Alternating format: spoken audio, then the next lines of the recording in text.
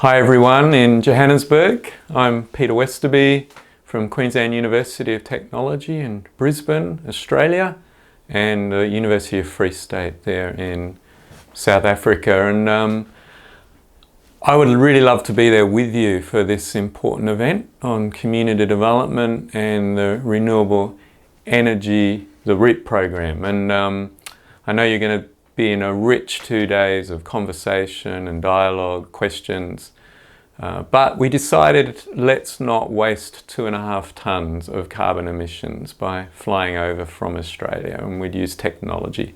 So the disadvantage of that is I don't get to be a part of the rich conversation with you, but I certainly hope to hear from colleagues what happens.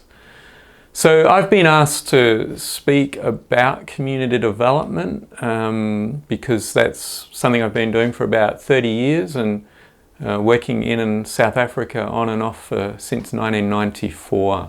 So particularly doing research around the renewable energy program in recent years. And I've been asked to talk about what is community development and a few things. So let's get to it. The first thing I really want to say is I want you to remember, this is something that's very important. Community development is both a citizen project and a professional project. And many of you will be professionals in the room, employed by government or renewable energy corporations or NGOs. But historically, community development is something citizens do. They do it when they come together in groups, in communities, neighbourhoods, localities to solve their problems, achieve their dreams. And people have been cooperating for decades and centuries. And so we need to always kind of respect that people do this. And then we kind of get excited because it's also become a professional project, that we exercise the discipline and the rigour that we are doing as professionals. That's why we come together in the room for 2 days and think about what we're doing. And we learn from history and we learn from one another. So let's just always remember that, citizen and professional. Now, the other thing to say is if anyone ever says to you there is a definition of community development or there is the one way of doing it, they're lying. There are many. There are many definitions. There are many approaches. And it's professionals need to understand the many. But what is common and worth remembering is that community development more or less always has the following. The first thing is what we think of as the movement from I to we.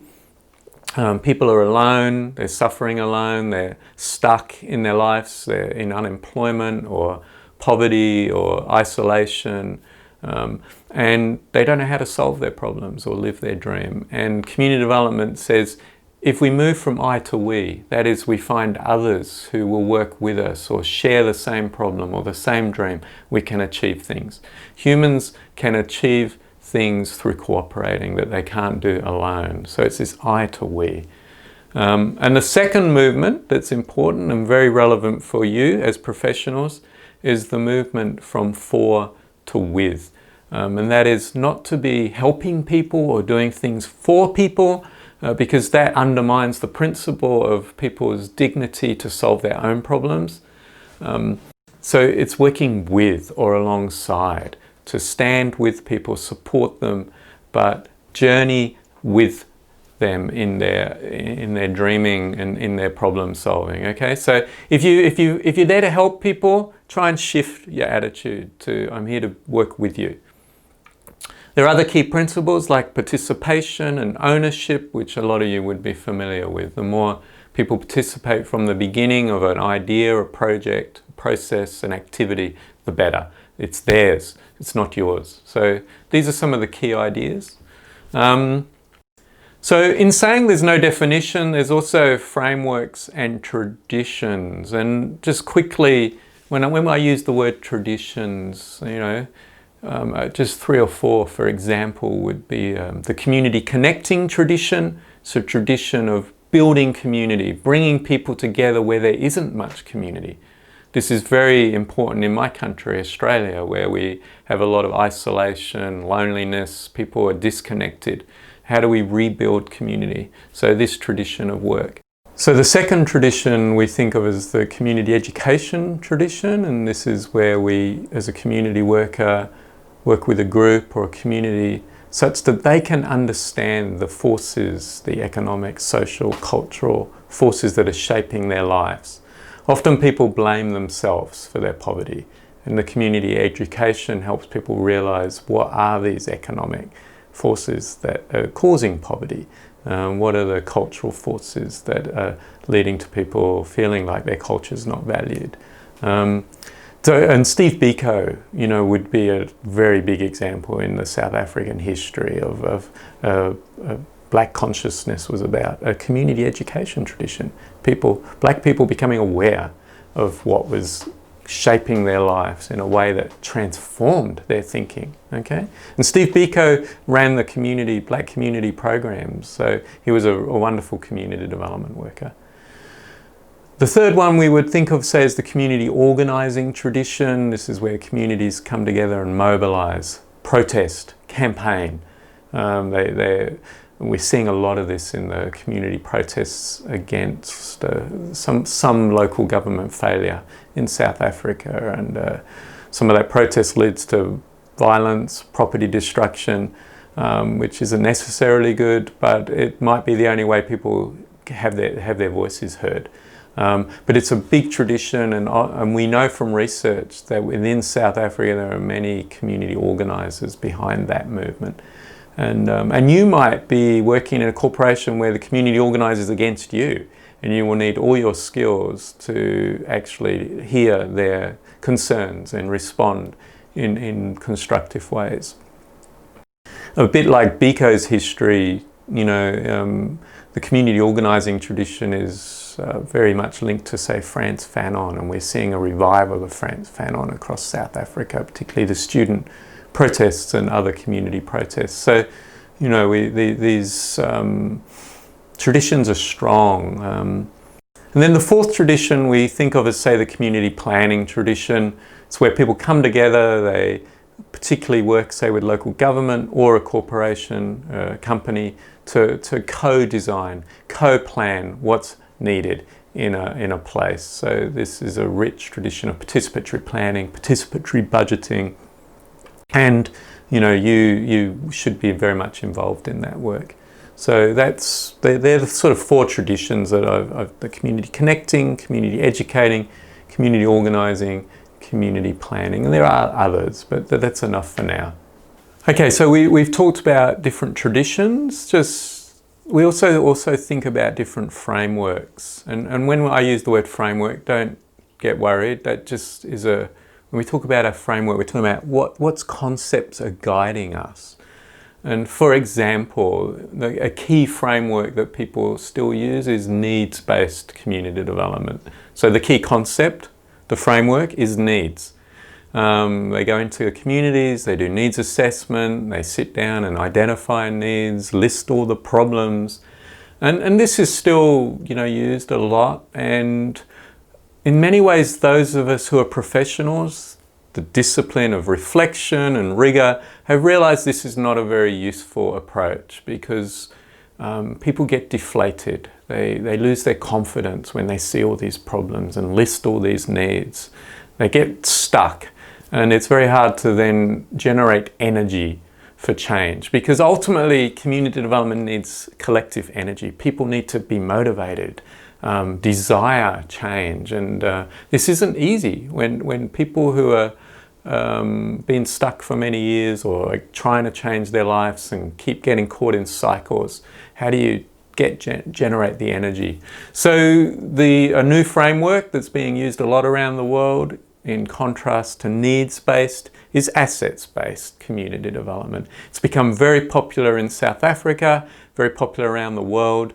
It's how do we start by seeing, identifying the assets that individuals have, talents, gifts, skills, ideas, how we bring people together around those assets. What assets do we collectively have in a neighborhood or a community, facilities, economic, financial assets, social assets, that we actually trust each other, which is the key social asset, and we have relationships.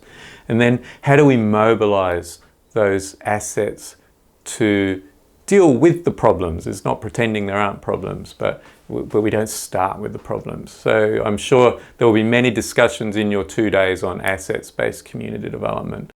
So along with needs-based and assets-based community development, there's a third framework. Some of us talk about it as participatory community development. Someone like Robert Chambers is internationally well known for talking about participatory practice, and myself and other colleagues have written about participatory development, where the emphasis becomes the dialogue and the ways people participate in one-on-one relationships, very small groups. The heartbeat of social change is 7, 8, 9 people that really can work together cooperatively and participate fully in making their dream or solving their problem. So the participatory development framework, and the colleague there, my colleague Holler, would be able to direct you to some resources around that. So just to sum that up, we've said there's no definition of community development. There are a few key movements: I to we, for to with. We've talked about 4 traditions: the community connecting, the community education, community organising, and the community planning tradition. And then we've talked about 3 frameworks, the old needs-based, kind of contemporary assets-based, and then the kind of international participatory development approach. So I hope those help guide you in making sense of the work. I was then asked to just say something about corporate-led community development, and you guys are at the cutting edge, because historically community development has been, as I said, a citizen project. Then it became a professional project, very much of government, particularly in India, northern countries like the UK, the big community development programs. These were led by governments, or people were employed by governments. And then community development became a project of non-government organisations, small and large. And in the last 20 years, we're seeing corporations employ community development. Workers, practitioners, mining companies, renewable energy companies, forestry companies. And it kind of, you would all know it evolved out of corporate social responsibility, the imperative for the triple bottom line. The companies need to take care of not just the economy, profits, but the social and the ecological. So, many of you are employed with these kind of backgrounds. And I think just a couple of things to say. The first, we've seen an evolution of thinking in the corporate community development world from the first generation of work, which was sort of community relations, where we employed people not so much to really do development work, but to keep communities on side. Like how do we ensure that the corporation is loved in the community, and that we help people with the things they want. So it was more of a community relations exercise. And some of you might be employed as community relations officers or workers. But we've really seen an evolution towards genuine community development, where corporations are taking the development work more seriously than just maintaining a good relationship with community. So I'd like to be aware of that. And the second thing to say is that corporations historically have made a bit of a mistake, where they often employ people in the community relations or community development team that don't really have the skills or the qualifications, because that's just the social stuff, the soft stuff. And that's a huge mistake, because the work we do in the social field, you working with communities, groups, local governments, is much more complicated than the engineering work, for example. That's pretty simple stuff. And we know historically, for example, that most, mining projects fail not because of technical engineering issues, but what we think of as the social license. Mining company loses the social license. They lose the trust, the confidence of a community, and the community then enters into conflict and the project gets stuck. And so, the work you do as community development workers that's about the relationship and genuinely working with communities is crucial. You need to upskill yourself. You need to really work in the way you are now, coming together, thinking, talking, learning from failure, learning from success. Importantly, working from failure, like really learning the lessons, what's not working. So look, I really encourage you to keep doing that. And probably that's the last thing I should say, specifically for you in the renewable energy sector. I'm speaking to you from a country on fire. We've been burning for 4 or 5 months, and we've probably got 2-3 more months ahead of fires. The transition to low carbon economy or no carbon economy is the most crucial challenge facing human beings, and you working with renewable energy companies are at the cutting edge of that. And the challenge of making it not just a transition to wind, water, solar is to also make it a just transition that communities really benefit.